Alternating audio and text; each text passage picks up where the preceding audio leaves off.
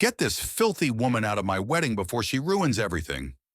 Claire's venomous words sliced through the glittering ballroom of Chicago's Regency Hotel, her voice dripping with disdain as she pointed at Amara Johnson, a lone figure in a simple dress amidst a sea of opulence. The guests' gasps echoed, their eyes judging Amara's dark skin and modest attire, unaware of the truth buried beneath her quiet presence. Amara stood frozen, heart pounding, yet her eyes locked with Ethan, the groom, whose face paled with recognition. This moment, charged with humiliation and secrets, would unravel a decade-long mystery that no one saw coming. A single revelation from Ethan would shatter Claire's perfect day and expose a hidden legacy. Stick around to uncover a story of betrayal, reunion, and redemption. Please subscribe, share where and when you're watching from, and dive into this unforgettable tale. Get this filthy woman out of my wedding before she ruins everything. Claire Bennett's voice cut through the sparkling ballroom of Chicago's Regency Hotel like a shard of glass, sharp and venomous. Her diamond-encrusted veil glinted under the chandeliers as she pointed a manicured finger at Amara Johnson, who stood alone near the edge of the opulent room. The words hung in the air, heavy with disdain, silencing the clink of champagne flutes and the soft hum of string quartets. Guests in their tailored tuxedos and shimmering gowns turned, their eyes narrowing at the sight of Amara, her dark skin, her simple navy dress, the worn flats she'd polished to a faint shine. The whispers started, a buzz of judgment that crawled up Amara's spine like 1,000 tiny insects. Amara's heart thudded, each beat a hammer against her ribs. She hadn't wanted to come here, to this gilded cage of wealth and privilege, but something deep inside, call it love, call it hope, had pulled her to the Regency tonight. She clutched the small, tattered photo in her pocket, a snapshot of her and Ethan Carter as kids, their arms slung around each other, grinning under a Detroit summer sun. That boy, now the groom, stood at the altar in a crisp white tuxedo, his blonde hair catching the light. Ethan Carter, 27 years old, was about to marry Claire, a woman whose beauty was as cold as the marble floors beneath their feet. Amara had seen the engagement announcement online, a post from a mutual friend from their foster days. She'd come to see him, to know if he still remembered her, the sister who'd vanished from his life a decade ago. Claire's outburst wasn't unexpected. Amara had slipped into the wedding uninvited, her name absent from the Golden Boss guest list. She'd lingered near the back, hoping to catch Ethan's eye, to share a fleeting moment of recognition before slipping away again. But Claire's hawk-like gaze had spotted her, and now the entire room was a stage for her humiliation. "Security!"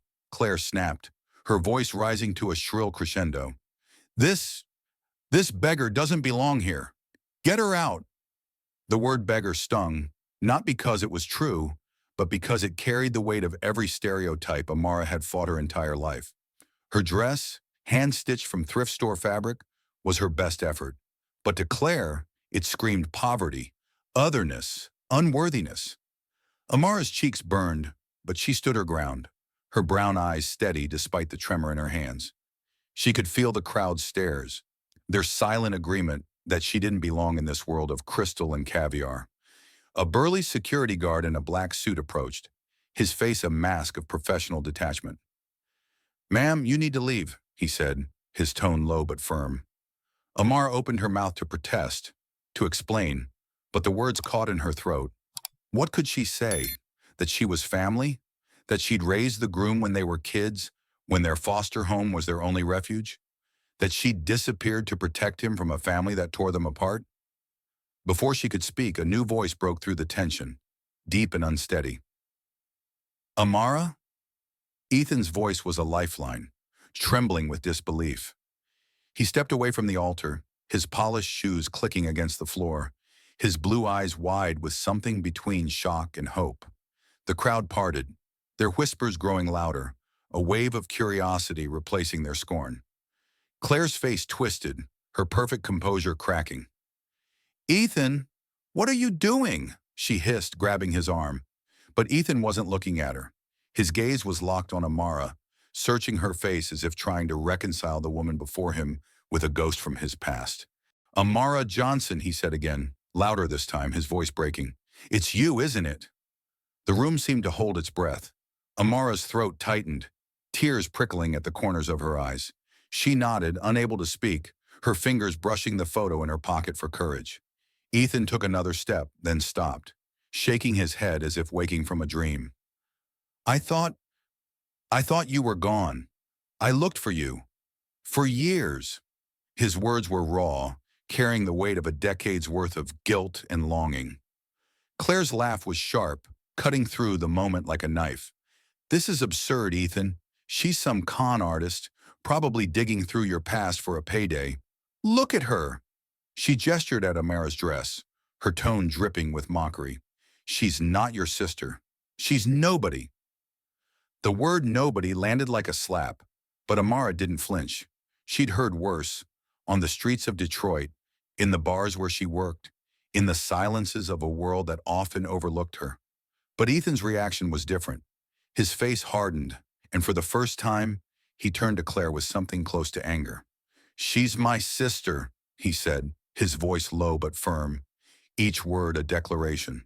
The crowd gasped, a collective intake of breath that shifted the room's energy. Amara's heart soared, then sank. Sister. The word was true, but it carried a history too heavy for this moment. She and Ethan weren't bound by blood, but by choice, by years of shared laughter and whispered promises in a foster home that had been both sanctuary and battleground. She'd been 8 when the Carters took her in, a scared black girl from a broken family, and Ethan, a year younger, had been her shadow, her ally, her reason to keep going. Ethan, you can't be serious, Claire said, her voice rising with panic. This woman just waltzed in here to scam you. She's not even... She stopped, catching herself, but the unspoken words hung in the air. Not even white, not even family. Amara felt the sting of that implication, but she held Ethan's gaze, searching for the boy who'd once drawn her pictures of houses they'd live in someday, who'd called her sis, even when the world told them they didn't belong together. I know her, Ethan said, turning to the crowd now, his voice gaining strength. She's Amara Johnson, my foster sister. I've been searching for her for 10 years, ever since she disappeared. He reached into his pocket, pulling out a small worn photo, the twin of the one Amara carried. It showed the two of them, young and carefree, standing in front of their foster home's sagging porch. The crowd murmured, some leaning forward, others exchanging skeptical glances. Claire's face flushed red. This is my wedding, Ethan. You're ruining it for some story? Call the police. But Ethan ignored her, closing the distance to Amara. He stopped just short of her, his eyes searching hers. Where have you been? He whispered, his voice cracking. I thought you were dead. Amara's tears spilled over, but she managed a small smile. I'm here now, she said softly, her voice barely carrying over the crowd's murmurs. I came for you. The words were simple, but they held a decade of pain, sacrifice, and unspoken love. She wanted to tell him everything, about the accusations that drove her away, the years of scraping by, the nights she'd painted under dim lights, dreaming of him, but not here, not now, not with Claire's glare boring into her, and the crowd waiting for the next act in this unfolding drama. Ethan turned to the guests, his jaw set. This wedding is on hold, he said, his words sending a ripple of shock through the room. Claire gasped, her hands flying to her mouth. You can't do this, she cried. But Ethan's focus was on Amara, his hand reaching for hers. We need to talk, he said, his voice steady now, a promise in itself. As the security guard hesitated, unsure whether to follow Claire's orders or Ethan's, Amara felt the weight of every eye in the room. She wasn't just a guest anymore. She was a mystery, a revelation, a woman who'd walked into a fairy tale wedding and turned it into something else entirely. What no one knew, not Claire, not the guests, not even Ethan yet, was that Amara's return was only the beginning. A hidden legacy, a family secret, and a betrayal deeper than anyone could imagine were about to unravel. And this moment would change everything. If this story has you hooked, hit that subscribe button and share where you're watching from. Your city, your time zone, your thoughts. Let's uncover this tale together, because trust me, you won't want to miss what comes next. The air in the Regency Hotel's ballroom still crackled with the aftermath of Claire's venomous outburst, but Amara Johnson's mind was already slipping away from the glittering chandeliers and judgmental stares. As Ethan's hand grazed hers, his whispered, "Where have you been?" pulled her back to a place she'd spent a decade trying to outrun. A crumbling house in Detroit, Michigan, where the summers were sticky and the winters bit like knives. That house, with its sagging porch and peeling paint, had been her world at 8 years old when the Carters took her in. A black girl with no family, folded into the arms of a white couple who saw something worth saving.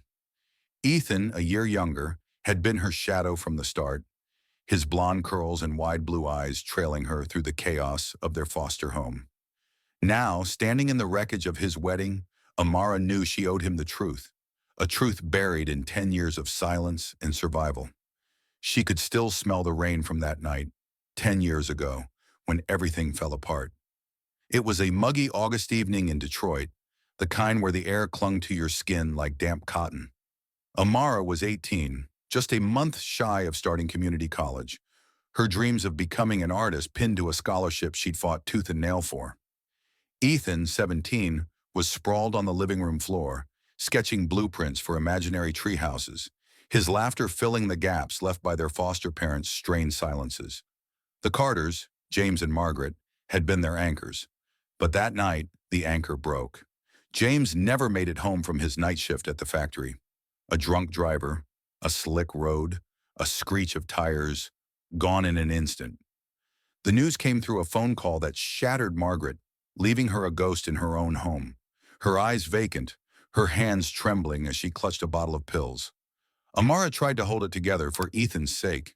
She cooked dinners from canned beans and stale bread, helped him with algebra homework, and painted in the attic when the grief got too heavy. But the Carters' extended family, led by James's brother Victor, smelled opportunity and tragedy. Victor, a man with a smile like a snake's and eyes that calculated every move, arrived a week after the funeral with a lawyer and a stack of papers. "This house, the savings, it's all tied up in James's estate," he said, his voice smooth as oil. "And you, Amara, you're not blood. You're not entitled to a dime." The accusation came next, sharp and deliberate. A missing pearl necklace, Margaret's heirloom, supposedly stolen by Amara. It was a lie, but Victor wielded it like a blade, convincing Margaret, who was too broken to question him, that Amara had betrayed them. Amara's stomach twisted as she remembered standing in the kitchen, her hands shaking, Ethan's wide eyes watching from the doorway. "I didn't take it," she'd pleaded, but Margaret's silence was louder than words. Victor's smirk grew as he handed her a bus ticket and $100. "Get out," he said. "You're not family. You never were." The words burned, not because they were true, but because they echoed every fear she'd carried since the day she'd arrived at the Carters. That she was an outsider, a charity case, a black girl who didn't belong in their white world. Ethan had run after her, his voice cracking as he begged her to stay. But Amara saw the truth in Victor's cold stare. Staying would tear Ethan apart, caught between her and the family that claimed him. So she left, promising herself she'd protect him by disappearing, by letting him believe she'd chosen to go. The years that followed were a masterclass in survival. Amara landed in Chicago, a city big enough to swallow her past. She was 18 alone, with no diploma, no connections, and a heart heavy with guilt. She slept in shelters when the nights were too cold, worked odd jobs, dishwasher, gas station clerk, anything to keep her fed. But her hands, those hands that once held Ethan's during thunderstorms, found solace in paint. She taught herself to create, sneaking into free art classes at community centers, watching YouTube tutorials on her library's computers, her fingers stained with cheap acrylics. By 22, she was bartending at a dive bar in Wicker Park, saving every tip to buy canvases. Her paintings, vibrant, raw depictions of Black joy and resilience, started selling at local markets, earning her a small but loyal following. She dreamed of opening a gallery, a space where artists like her could shine. But Ethan was never far from her thoughts.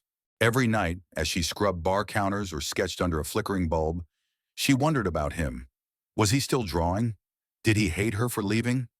She'd seen his engagement announcement on a friend's social media, a blurry photo of Ethan, older but unmistakable, smiling beside a woman who looked like she belonged in a magazine.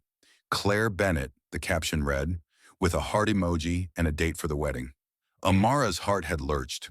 She'd spent a decade convincing herself Ethan was better off without her, but the pull of family, of the boy who'd called her sis, was too strong.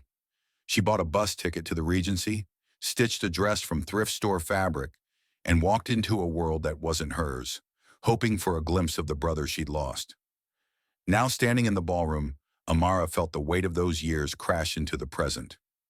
Ethan's hand trembled as he held up the photo, the one matching hers, proof of their shared past. "You left me," he said, his voice barely above a whisper, but it carried the pain of a decade. "You left, and I thought I'd never see you again." Amara's tears fell, hot against her cheeks. "I had to," she said, her voice breaking. "They made me believe I was hurting you by staying." She wanted to tell him about Victor's lies, about the nights she'd cried herself to sleep, about the paintings she'd made of their old treehouse. But Claire's voice cut through again. "This is pathetic," Claire spat, her veil trembling as she stepped forward. "Ethan, she's playing you. She's here for your money, your trust fund. Look at her. She's nobody," the crowd murmured, some nodding, others hesitating, caught in the drama unfolding before them. Amara's chest tightened, but Ethan's grip on her hand tightened too. "She's my sister," he repeated louder now, his voice a shield against Claire's venom. "And I've spent 10 years trying to find her."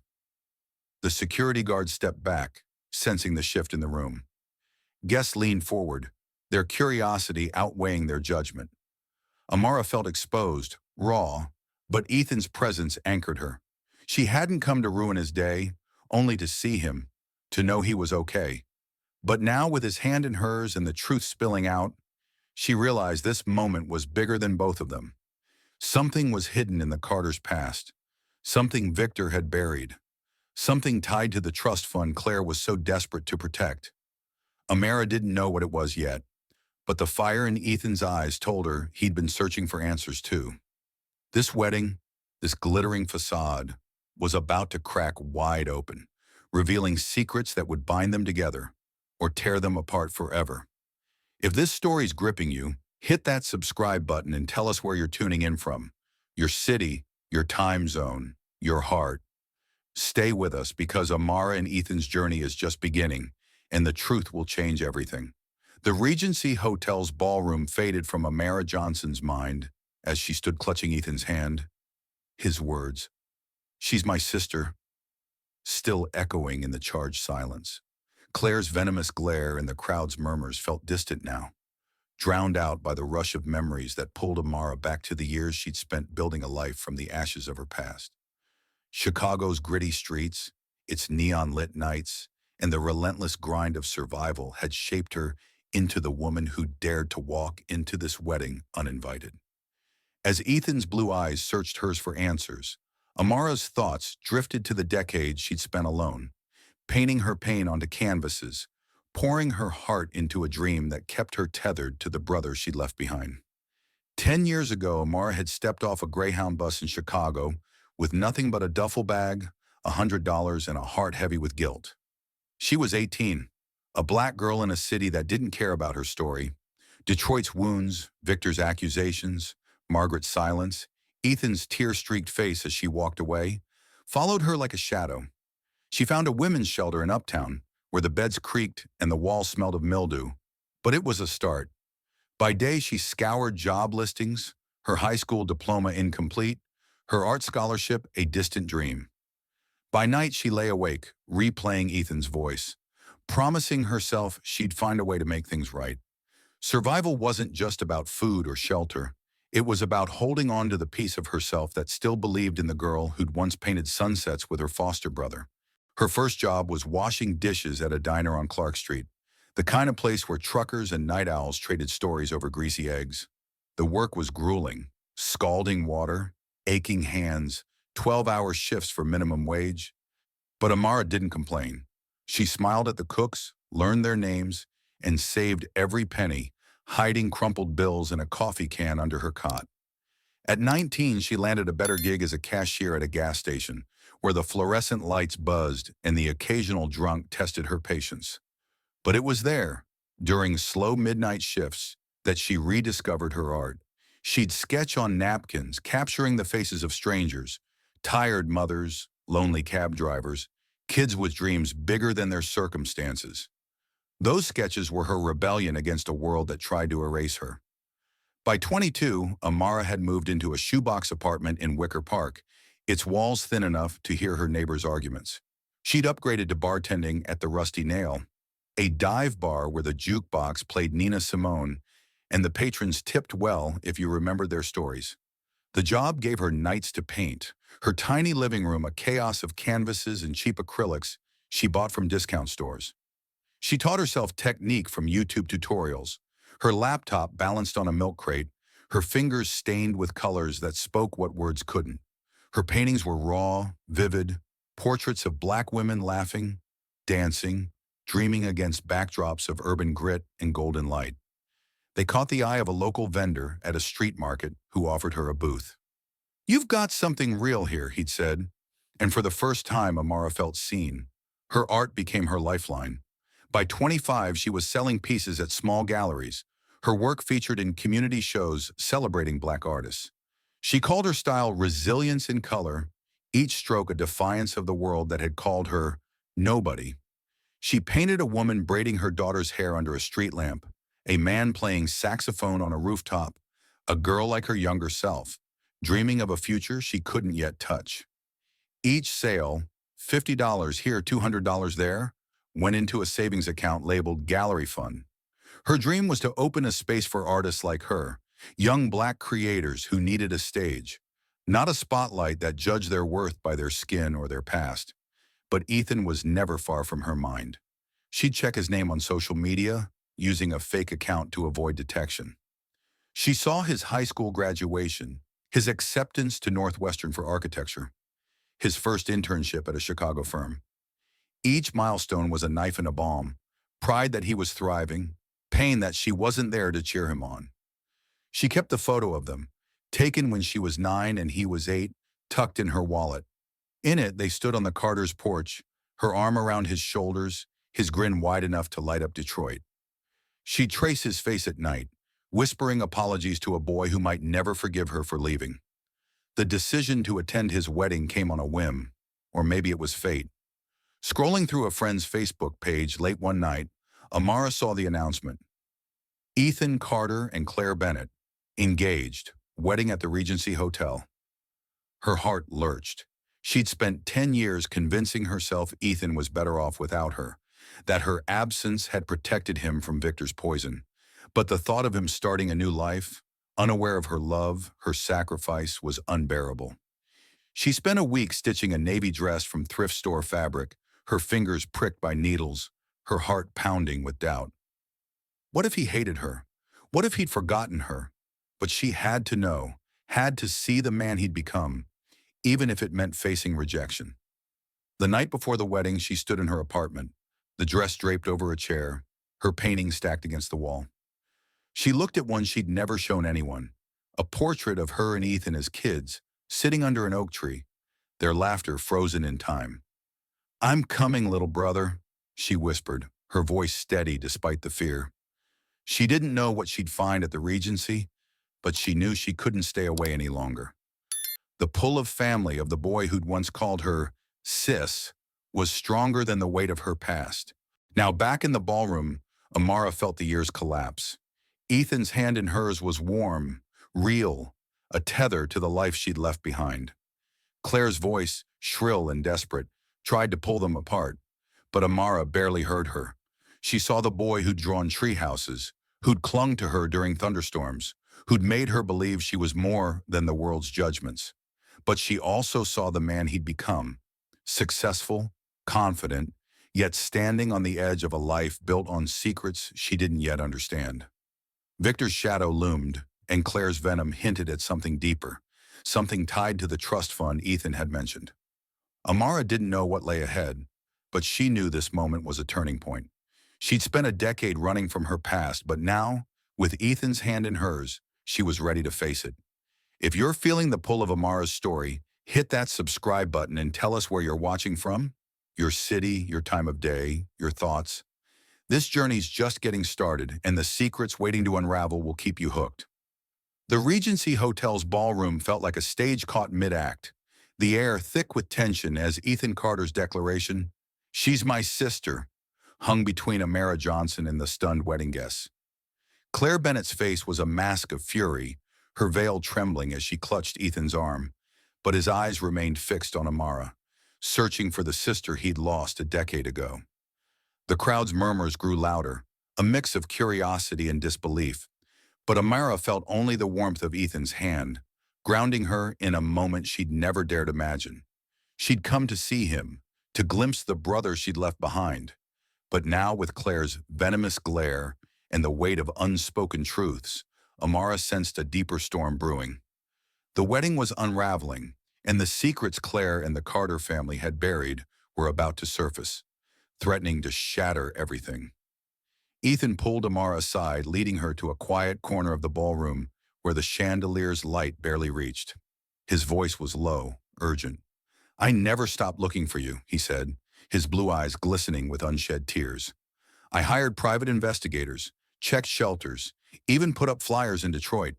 They told me you were gone, dead maybe." Amara's heart twisted, the guilt of her silence cutting deeper than Claire's insults. "I had to leave, Ethan," she whispered, her voice thick with emotion. "Victor made it clear I wasn't wanted. He said I'd ruin your life if I stayed." Ethan's jaw tightened, a flash of anger crossing his face. "Victor?" he spat, the name a curse. "He's been pulling strings since Dad died, and now I know why." He reached into his tuxedo pocket, pulling out a folded letter, its edges worn from years of handling. "This came a year after you left," he said, handing it to Amara. Her hands trembled as she unfolded it, recognizing Margaret's handwriting immediately. The letter was brief, written in a shaky scrawl. "Ethan, Amara didn't steal anything." Victor lied. "I was too broken to fight him." "Find her. She's your family." Amara's breath caught, tears blurring the words. Margaret, their foster mother, had known the truth but had been too consumed by grief to act. "I found this in Mom's things after she started recovering," Ethan said. "It's why I never believed you were a thief. But Victor, he's been controlling everything, including the trust fund." "The trust fund," Ethan explained in hushed tones, his eyes darting to ensure Claire wasn't listening. Their father, James Carter, had set up a $50 million trust for Amara and Ethan to be accessed when they turned 30. Victor, as executor, had manipulated the paperwork, claiming Amara was ineligible because she'd abandoned the family. "He told everyone you were a runaway, a criminal," Ethan said, his voice bitter. "But I knew better. And then Claire came into my life, and I didn't see it until now. She's part of his plan." Amara's stomach churned. Claire, with her perfect smile and calculated charm, wasn't just a bride. She was a pawn in Victor's game to secure the Carter fortune. Across the room, Claire's voice rose again, shrill and commanding attention. "This is my wedding, Ethan. You're humiliating me in front of everyone." She stormed toward them, her white gown trailing like a storm cloud, her face flushed with rage. "This woman," she sneered, pointing at Amara, "is a liar. She's here to scam you, to take what's ours." The word ours struck Amara like a slap, but Ethan stepped between them, his posture protective. "What's ours, Claire?" he asked, his voice dangerously calm. "The trust fund? Because I'm starting to wonder how you even knew about it." Claire's eyes widened, a flicker of panic betraying her composure. Your uncle told me. It's no secret," she stammered. But the lie was thin, and Ethan's expression darkened. Amara's mind raced, piecing together the puzzle. Claire had entered Ethan's life 2 years ago, introduced by Victor at a charity gala. Her family, the Bennetts, were old money, their wealth tied to real estate and political connections. But Amara had seen Claire's type before, polished predators who hid their claws behind smiles. "You knew I was alive, didn't you?" Amara said, her voice steady despite the fire in her chest. "Victor told you I might show up, and you were ready to bury me again."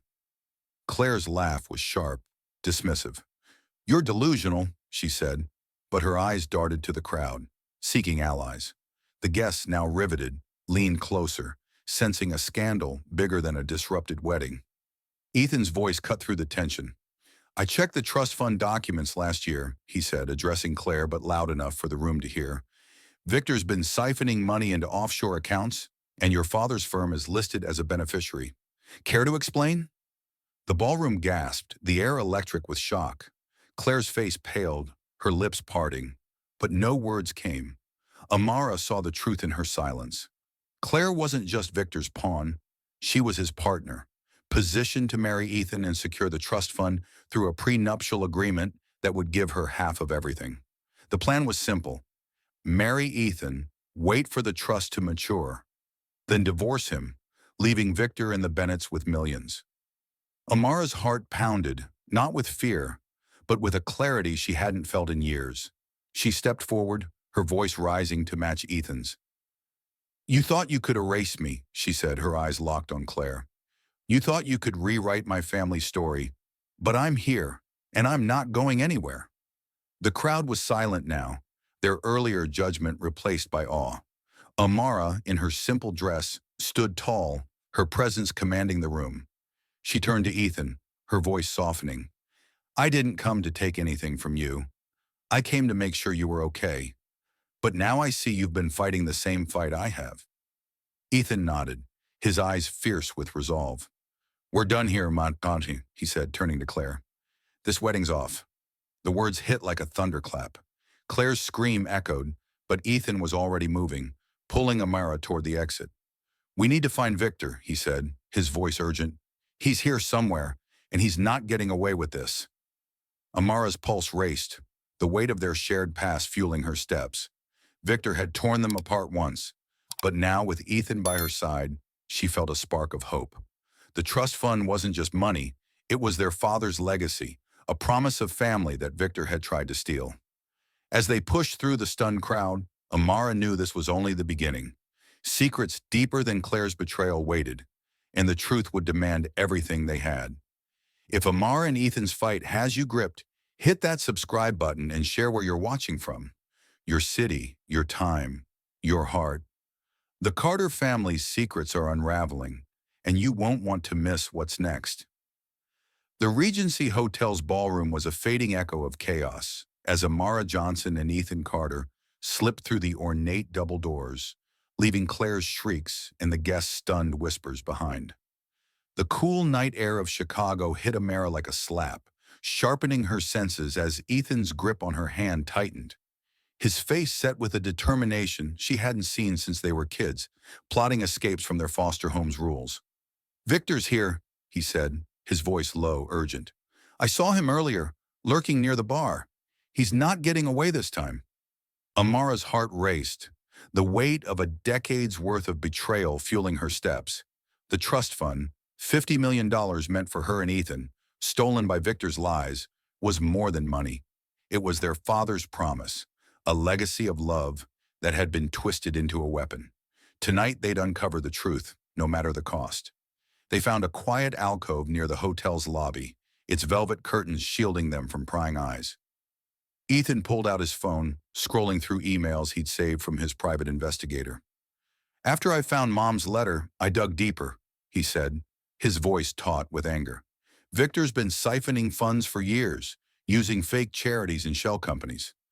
But the trust fund's locked until we're both 30, unless one of us is declared dead or unfit. Amara's breath caught, the pieces clicking into place. Victor's accusation that she'd stolen Margaret's necklace wasn't just to drive her away. It was to erase her from the trust, to make Ethan the sole heir under his control. He needed me gone, she said, her voice trembling with realization. And when I came back, Claire was his backup plan. Ethan nodded, his jaw clenched. Claire's father, Richard Bennett, is Victor's business partner. Their real estate firm has been laundering money through the trust's interest payments. If Claire married me, the prenup would have given her half my share, and Victor would have had it all. Amara's stomach churned, the depth of the betrayal sinking in. Victor hadn't just torn their family apart, he'd orchestrated a decade-long scheme to steal their future. But she wasn't the scared 18-year-old he'd exiled anymore. She was 28, forged in the fire of survival, and she'd fight for what was hers. Their plan took shape quickly. Ethan had a contact, a lawyer named Sarah Nguyen, who'd been helping him untangle Victor's financial web. "She's waiting at her office downtown," Ethan said. "She's got documents that can prove everything." Amara hesitated, her mind flashing to the night Victor had handed her a bus ticket, his smirk burning into her memory. "What if he's watching us?" she asked. Ethan's eyes softened, but his voice was steel.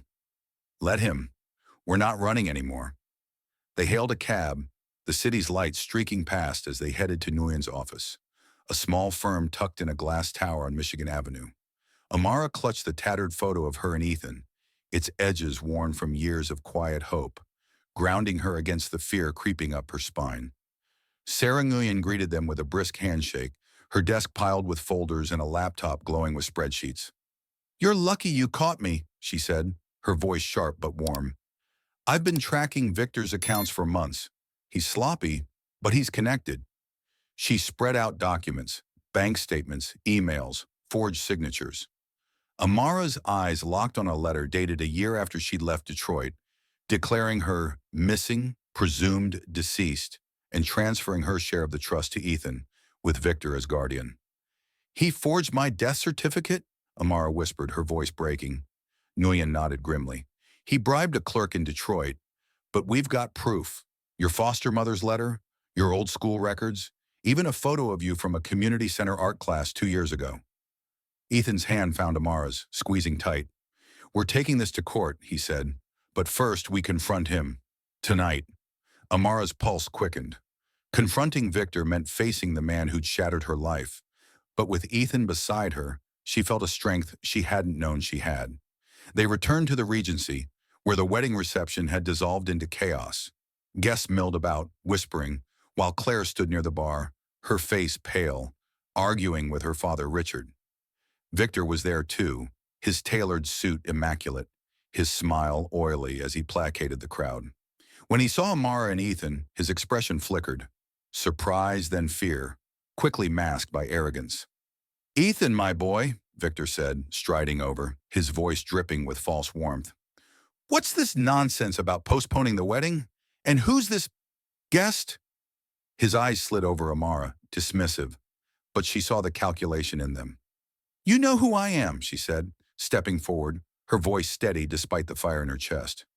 "You threw me out, lied about me, tried to erase me, but I'm here, and I'm not letting you steal from us anymore." The lobby fell silent, hotel staff and lingering guests watching as the drama unfolded. Victor laughed, a hollow sound. "You're delusional, girl. Ethan, you can't believe this. This stranger over family." Ethan stepped forward, holding up Margaret's letter. "Family. You lied to Mom, to me, to everyone. You forged documents, stole from the trust, and set Claire up to finish the job." He turned to the crowd, his voice rising. "This is Amara Johnson, my foster sister, the one you said was a thief. She's alive, and she's entitled to half of our father's trust fund." Gasps rippled through the onlookers. Claire's face crumpled, her father pulling her back, but Victor's smile didn't waver. "You have no proof," he said, but his voice shook. Amara pulled out her phone, displaying a scanned copy of the forged death certificate emailed by Nguyen. "We have everything," she said, her voice cutting through his bravado. "Bank records, emails, your signatures. It's over, Victor." The lobby seemed to hold its breath, the weight of the revelation sinking in. Victor's eyes darted to the exits, but Ethan blocked his path. "You're not running," he said, his voice low, fierce. "You face this, or we take it to the police." Claire, desperate, grabbed Ethan's arm. "You're making a mistake. She's manipulating you." But Ethan shook her off, his eyes never leaving Amara. "She's my family," he said, the words a vow. Amara felt tears prick her eyes, but she stood tall, her heart swelling with a mix of pride and pain. The truth was out, but the fight was far from over. Victor's connections ran deep, and Claire's desperation hinted at more secrets waiting to surface. As security approached, summoned by a nervous hotel manager, Amara knew this confrontation was only the beginning of reclaiming their legacy. If Amara and Ethan's battle has you hooked, hit that subscribe button and tell us where you're watching from. Your city, your time, your thoughts. The truth is unraveling, and the next chapter will shake everything. The Regency Hotel's lobby pulsed with the aftermath of Amara Johnson and Ethan Carter's confrontation with Victor, the air thick with the weight of exposed secrets. Amara stood firm, her brown eyes locked on Victor's retreating figure as security escorted him away, his oily smile replaced by a mask of barely concealed panic. The forged death certificate, the siphoned trust fund, the web of lies spun by Victor and Claire's family had been laid bare, but Amara felt no triumph. Ethan's hand, still clasped in hers, trembled, not with fear, but with a fury she recognized from their childhood, when he'd once punched a bully for calling her names. Yet as the crowd dispersed and Claire's desperate pleas echoed, Amara sensed a new storm brewing. The truth about the $50 million trust fund had united them, but the cracks in their bond, widened by years apart in Claire's venom, were about to test their family in ways neither expected. Back at Sarah Nguyen's office, the fluorescent lights buzzed as Amara and Ethan pored over the documents with their lawyer. Nguyen's voice was steady, cutting through the tension. Victor's accounts show millions diverted to offshore shells, tied to Richard Bennett's firm. We can file for an injunction to freeze the trust fund, but it'll be a fight. Victor's got lawyers on speed dial.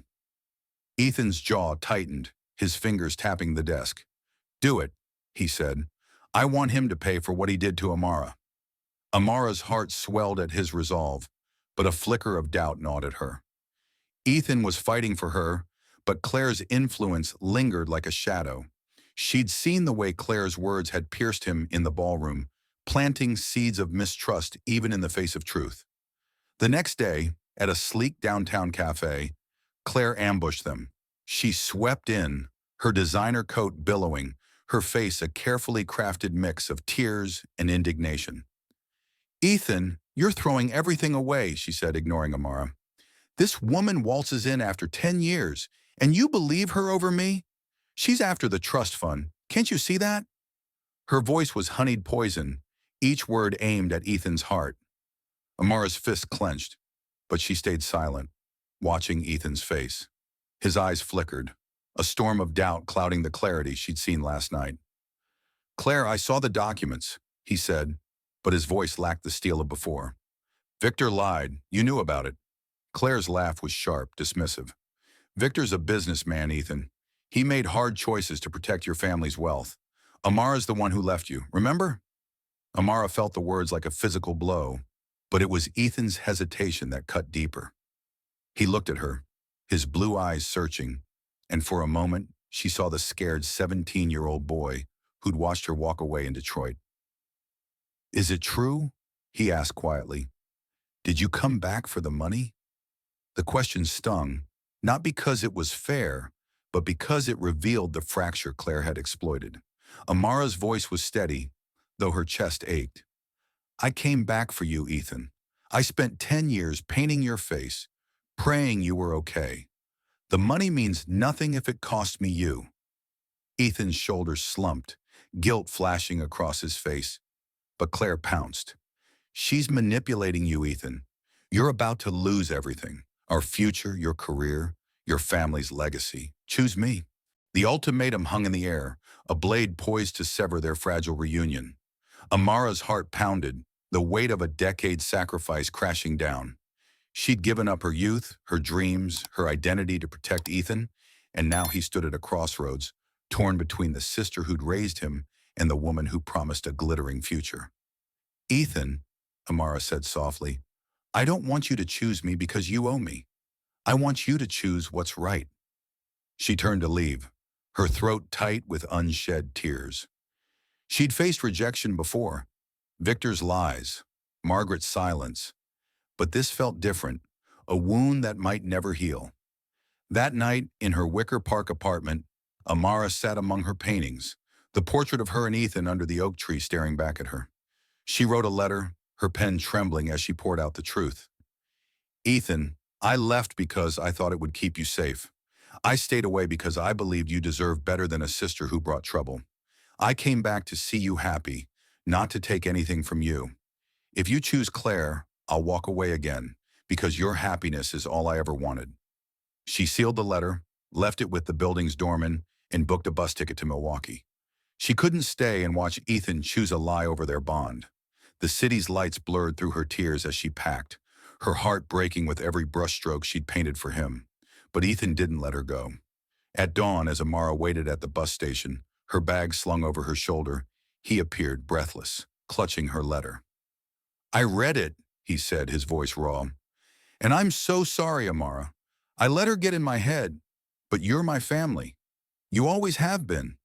Tears streamed down his face as he pulled her into a hug, the kind they'd shared as kids, fierce and unbreakable. "I called off the wedding. Claire's gone. I choose you." Amara's sobs broke free, relief and pain mixing in her chest. She'd braced for loss, but Ethan's choice was a lifeline, pulling her back from the edge. Later that day, at a community center where Amara's art had once been displayed, Ethan stood before a small crowd. Friends, colleagues, even a few wedding guests who'd stayed to hear the truth. "I was wrong to doubt her," he said, his voice carrying the weight of his conviction. "Amara's my sister, not by blood but by choice. She raised me, protected me, and I'll spend the rest of my life making up for the years we lost." Amara stood beside him, her heart full, her simple dress a stark contrast to the polished crowd. She didn't need their approval, only Ethan's trust. The trust fund battle loomed, but for now they were a family again, ready to face Victor's lies together. If Amara and Ethan's reunion has you gripped, hit that subscribe button and share where you're watching from. Your city, your time, your heart. Their fight for justice is heating up, and the next chapter will blow you away. The Chicago skyline glittered through the community center's windows, casting a warm glow over Amara Johnson and Ethan Carter as they stood side by side, their hands clasped, the weight of their reunion anchoring them against the chaos of the past 24 hours. Ethan's public declaration, his choice to stand with Amara, to reject Claire's manipulations and Victor's lies, had silenced the whispers of doubt that had haunted them since the wedding's collapse. The $50 million trust fund, their father's legacy, was now within reach. But Amara felt something deeper stirring. This wasn't just about money. It was about reclaiming the family they'd built as children, the promises whispered under Detroit's oak trees, the love that had survived a decade of separation. As the crowd dispersed, their applause fading, Amara knew their journey was far from over. A new path lay ahead, one paved with purpose, pain, and hard-won lessons. The legal battle for the trust fund moved swiftly. Sarah Nguyen, their lawyer, filed an injunction to freeze Victor's accounts, her evidence, bank records, forged documents, Margaret's letter, overwhelming his defenses. Victor's lawyers scrambled, but his empire of lies crumbled. A Chicago courtroom, stark and cold, became the stage for their victory. The judge, a stern woman with a voice like gravel, ruled in their favor. Amara and Ethan were reinstated as co-heirs. The $50 million trust fund returned to their control. Victor faced charges of fraud and embezzlement, his tailored suits replaced by a jumpsuit, his smirk gone. Claire and her father, Richard Bennett, settled out of court, their real estate firm stripped of its illicit gains.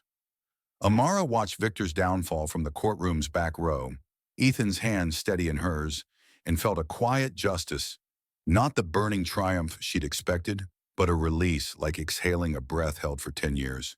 With the trust fund secured, Amara and Ethan faced a choice: what to do with a fortune that had nearly destroyed them. They sat in Amara's Wicker Park apartment, surrounded by her paintings, vibrant portraits of resilience that had kept her sane through the lonely years. "We could keep it," Ethan said, his voice hesitant. "Build the life Dad wanted for us." Amara traced the edge of their childhood photo, her fingers lingering on their younger selves. "Dad wanted us to be family," she said. "Not rich, not powerful, just together." They agreed to use the money for something bigger than themselves, a legacy that honored James Carter's belief in second chances. Amara proposed a foundation, the Carter Art and Architecture Fund, supporting Black artists and low-income students pursuing design. Ethan, his architect's heart reignited, suggested scholarships for kids like them, foster children with dreams bigger than their circumstances. The foundation took shape in a renovated warehouse in Chicago's South Side, its walls lined with Amara's paintings and Ethan's blueprints. Amara opened her gallery, Resilience in Color, a space where young Black artists showcased their work, their voices amplified by workshops and grants.